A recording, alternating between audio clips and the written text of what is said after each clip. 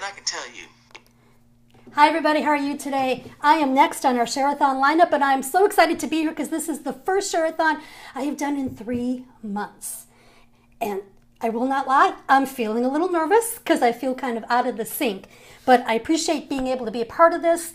I had heart surgery last week. I have been slowing down on things, and I decided I was getting bored in the recovery process, so I was going to do one Share-a-thon this week. So thanks everybody for being here. On behalf of all of our Perry 10K members, we really love it when you come together here with us and when you comment and give us feedback and give us hearts. So we appreciate you tuning in and listening to everything that we have to say. Now, the topic of this week's Share-a-thon is if negativity didn't exist. And the really cool thing about our Share-a-thons is every single speaker is going to give you a different perspective. And Tamara talked about how negativity really doesn't exist, just like positivity doesn't exist. It's the value that we give them. And I'm going to do a little different spin on all of this too, because there's a specific kind of negativity I want to talk about. When we talk about negativity in the world, and especially with the news of what happened in Manchester, sometimes it can get really overwhelming. Hey, Kathy, it's good to see you on my Share-a-thon. Thank you. It can really weigh on us, and it can change our attitude and our energy and our emotions. And a lot of times we have to be kind of proactive about boundaries. Sometimes maybe you've got a coworker that's just really super negative, or you've got a relative, and every time you're with them, you just feel that energy being sucked out of you. Well, those kinds of external factors we can have control over. We can turn the news off if it's starting to make our heart heavy. We can walk away from somebody, at work in a negative conversation and just excuse ourselves. But there's a certain kind of negativity that is even worse. And it's the negativity that's in here. It's the way we talk to ourselves. And the thing about what's in here is everywhere we go, there it is. It's not like turning off the news or walking away from a negative conversation. We take this everywhere we go. And like Tamara talked about, what kind of value are we placing on? Is something really negative, something really positive? It's up to us to decide. And the thing about this negativity inside of our heads, it keeps us small. It keeps us from making a bigger difference in this world. It keeps us from living up to our potential because it chips away at our confidence. It chips away at how good we feel about ourselves. Think for a minute. People like Bill Gates, Oprah Winfrey, how have they been able to make contribution after contribution after contribution to this world? They have learned to manage the negativity. Because what happens is, because as humans, we all have a certain amount of creativity. We've got that creative energy in us. And that creative energy can lead to ideas. Ideas that can change lives. Ideas that can change the world, like Bill Gates and his computer. But here's the thing. When we get that kind of an idea, when we get that genius idea, if we listen to the negativity, that negativity is going to start telling us, wow, that's a really good idea. Yeah, but you know what? I'm just not educated enough to do that. I'm not intelligent enough to do that. I'm not pretty enough to do that. And we start to talk ourselves out of these ideas that we get that can make a really positive impact on the world. By listening to all that negativity, we play small, we're shrinking back. We sure as hell are not living up to our potential. So the most important kind of work that we can be doing on ourselves is learning to disempower all that negativity inside our head. And it's tricky and it's hard, and I would like to say that at some point we get to a place where that negativity does not exist anymore. No. It's those negative voices, they're always going to be in there. We never get to a place where we're not doubting, those thoughts of doubting ourselves, or those thoughts of, I really screwed up on that, aren't going to come up. But we don't necessarily have to believe them as much as we used to.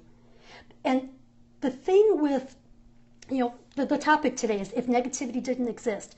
Well, just imagine for a moment if everybody took personal responsibility to manage these voices in our head, and therefore everybody was living more into their potential, what kind of a world would this be?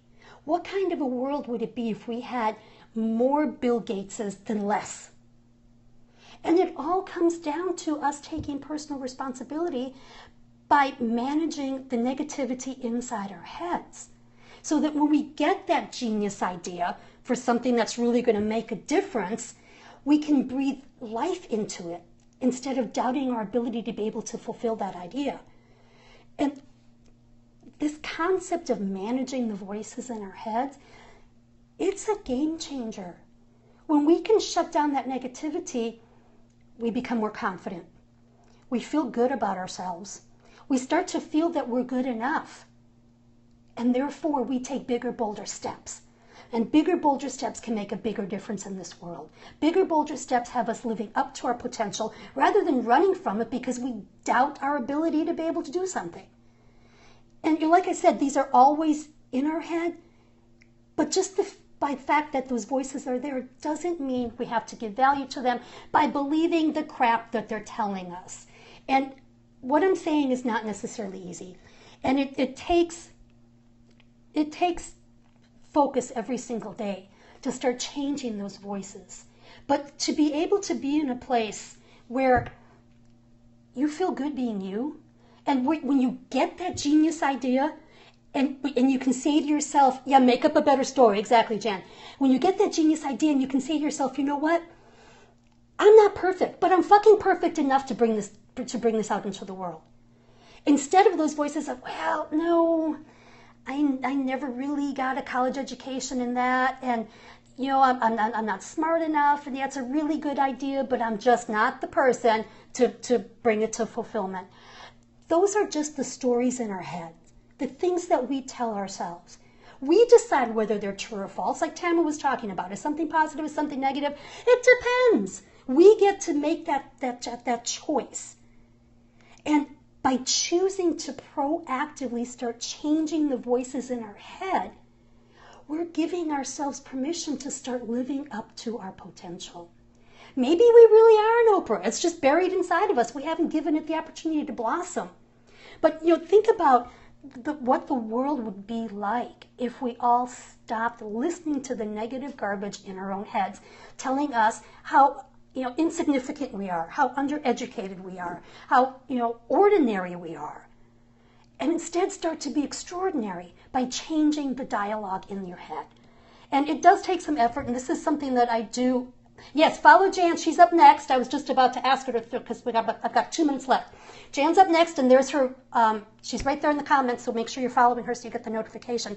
But this kind of work can make the most significant difference in your life by learning to change the dialogue. And this is what I find to be so fun with the clients that I work with, because when they start changing the dialogue, when they start to appreciate who they are and their gifts and their talents instead of doubting them all the time, they can make a bigger impact in the world. And if this is something that you would like to start paying attention to, start changing that dialogue, I do have a free 5-day challenge. It's selfloveevolution.org. It's a lot of the work that I do with my clients of just the daily patterns, the daily habits of starting to change the dialogue and starting to see it for the garbage it really is, knowing that we all have gifts and talents that we are meant to share with this world. I show I've got 1 minute left, so I'll just keep talking, and if let me know. Jan's going to set up right now. Okay.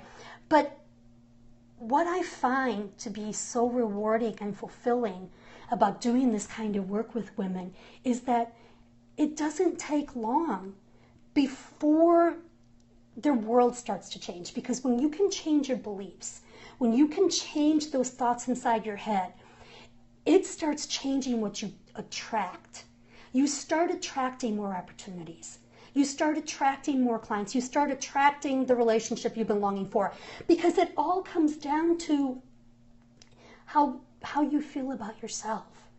And for a lot of people, let me use an example of a relationship. For somebody that's looking for a relationship, that negative talk may be, I always attract the wrong kind of people. Well, if they start changing that dialogue, and if they start to feel that they are good enough as they are instead of having to be fixed, they start drawing the right kind of people. and the right kind of clients start showing up. And the opportunities to go bigger and bolder start showing up. And we don't talk ourselves out of them. Because now instead of saying, oh, you know what, I just don't feel that I'm really ready for a big step like that, we start to look at it from the perspective of, you know what, let's give it a whirl. Let's see what happens. Let's put it out there. So this idea of this negativity inside our head is, I think, the most insidious kind of negativity. Because, you know, if we're getting sucked into negative news on TV, we can turn that off. Changing your thoughts takes a lot more effort. Okay, Darcy just told me that she is live, so I'm going to go catch up with her. Thank everybody. Thank you all for being here. We will see you all later. Bye.